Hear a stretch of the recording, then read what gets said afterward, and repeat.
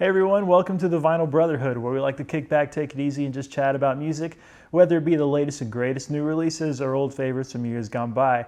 Industry staple M. Ward has been releasing music for close to a quarter of a century by now, and he just released a new album called Supernatural Thing, and I can't wait to dig into it with you all, so get comfortable, and we'll get started here momentarily.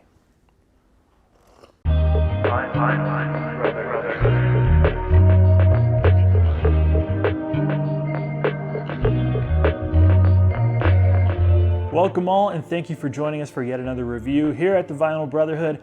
I hope this video finds you in good spirits.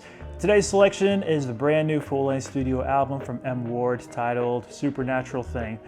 M. Ward's name is actually Matt, by the way. It feels kind of weird calling him that though, and I don't want to just call him Ward either. So from this point forward, I think we're just going to call him M. Ward. It rolls off the tongue, you see, but believe it or not, this is his 12th studio album as a solo artist. He is a very prolific figure in the industry. I, like many, learned about him by way of She and Him, his project with Zooey Deschanel.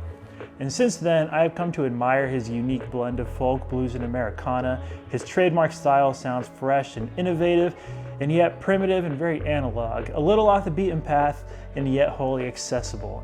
M. Ward is the model singer-songwriter with a strong understanding of melody. He is a superb lyricist and storyteller. He knows how to craft a tune and is no slouch behind the console either. So it seems like we can expect good things from his new album, and we can usually expect a typical M. Ward album to hit a certain level of quality, and I'm sure Supernatural Thing won't be the exception to the rule. But as we do here at the Vinyl Brotherhood, we're going to take this LP over to the record player and find out for ourselves.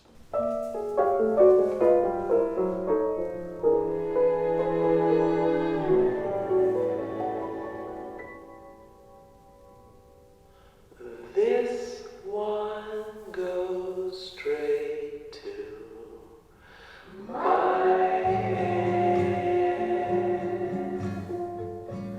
Radio see-through.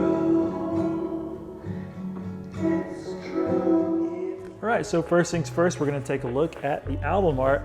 For the record, I have no clue what this is. It looks like maybe the bottom of like a bottle or a glass or something. But yeah, you can see the title right there. And on the back, some more vague photography. If you look closely, it does look like I see like a staircase and some trees, but it's very exposed there. So yeah, let's get started. So M. Ward has described Supernatural Thing as being kind of like the spiritual successor to his classic album Transistor Radio from 2005. He has used much more poetic and flowery language, but essentially the theme of this record revolves around the transcendent nature of music and the music listening experience. In an attempt to recreate that experience, this album features a much more varied assortment of sounds than what we usually get, as well as a generous number of guest musicians lending their voices and talents. He sort of eases us into the full experience, however, kicking us off with something that's perhaps maybe more familiar. Lifeline is a very typical way to begin an M. Ward album. It's a cozy acoustic number with M. Ward frantically plucking away at the guitar strings like he's barely keeping up with the tempo, even though his vocal performance feels much more well-paced. It's simple and brief, and one can't help but see it as like an introduction to the album. He follows it up with a song titled Too Young to Die, featuring the sisters of a Swedish folk group, First Aid Kit, on lead vocals for a substantial portion of its runtime. M. Ward doesn't even show up till the second verse, further emphasizing the album's goal of collaboration and exploration. Supernatural Thing, the title track, is the first upbeat and bouncy song on the record, recalling the stylings of very old proto-rock music, in true M. Ward fashion, of course. It recounts an amusing and dreamlike supernatural experience as he brings us a message from the king in question being Elvis Presley, of course. Lyrically, there are loose connections throughout the album to the radio listening experience, or even to music in general. And when listening to Too Young to Die or Supernatural Thing, I wonder if there are any deeper significance, like a deeper meaning that I might just be overlooking beyond M. Ward's simple, albeit colorful and whimsical everyday musings. And it's a pretty casual affair, but there seemed to also be a running theme about the creative process and the artist's struggle, as further suggested by the following track.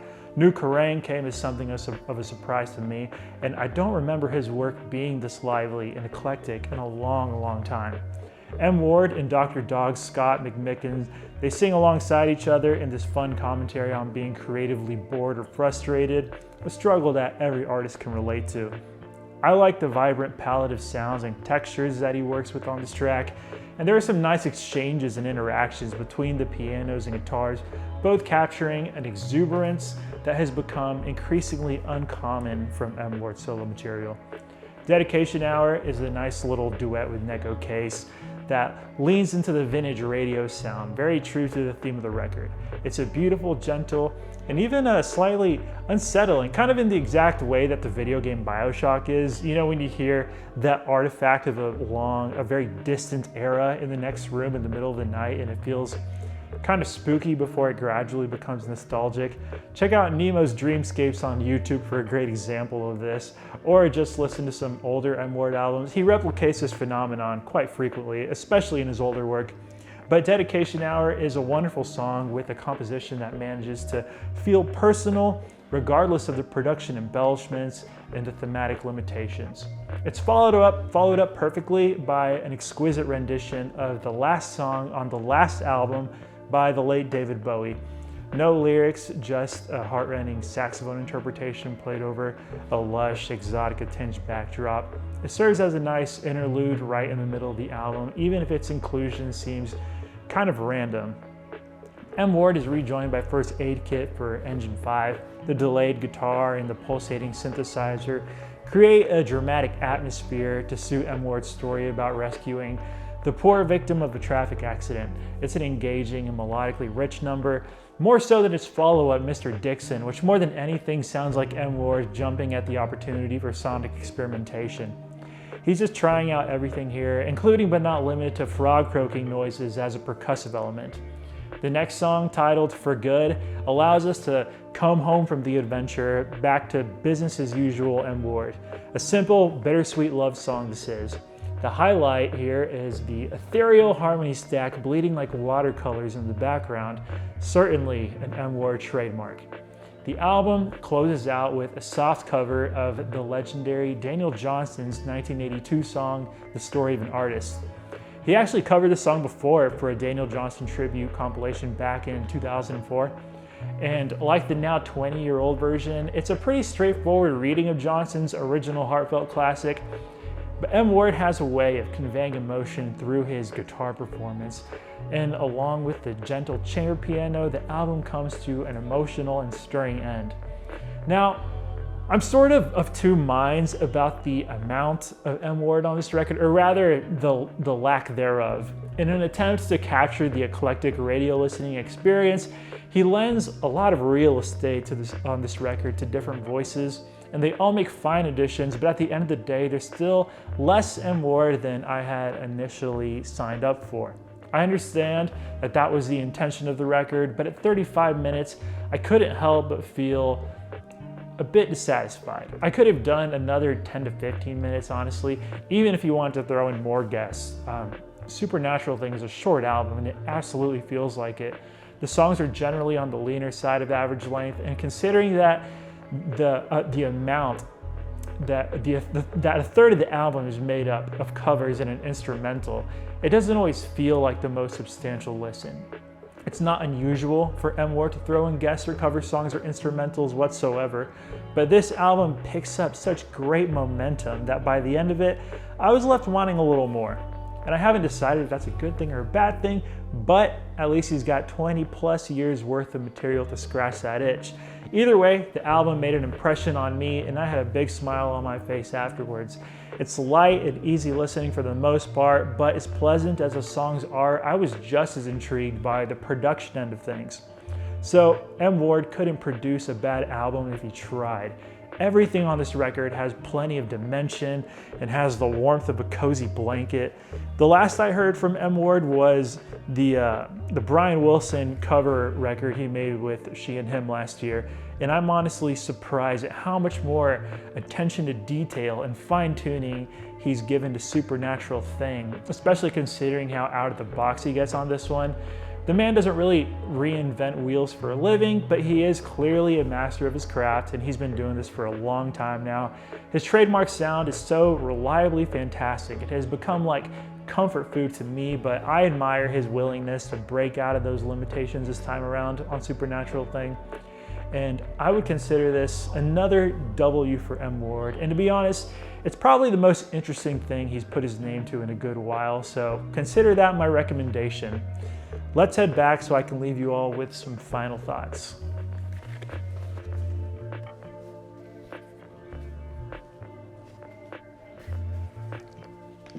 I'm sure any artist with as much output as M. Ward has probably needed to come up with new ways to reinvent themselves, or at least shake up the formula enough to keep things interesting. No one wants to put out just another album, but Supernatural Thing, thankfully, justifies its existence pretty early on.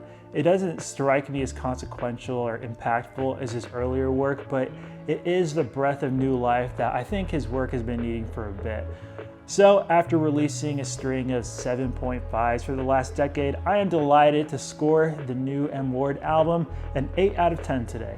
I'm sure Supernatural Thing will be in the rotation for a little while, and I'm looking forward to what M. Ward has for us next. Who knows, maybe we'll finally get She and Him Volume 4, but I'm not holding my breath. What did y'all think of Supernatural Thing? Feel free to dive into those comments and let us know. It's always nice to hear from our vinyl bros and sisters. And be sure to like and subscribe and even share the video if you're so willing. It helps us out quite a bit. We're gonna call it a day, so thanks for watching, everyone. We appreciate you giving us your time and lending an ear. I imagine we'll have another review very soon, so please stay tuned. Until then, have an awesome day, and we'll see you next time right here at the Vinyl Brotherhood.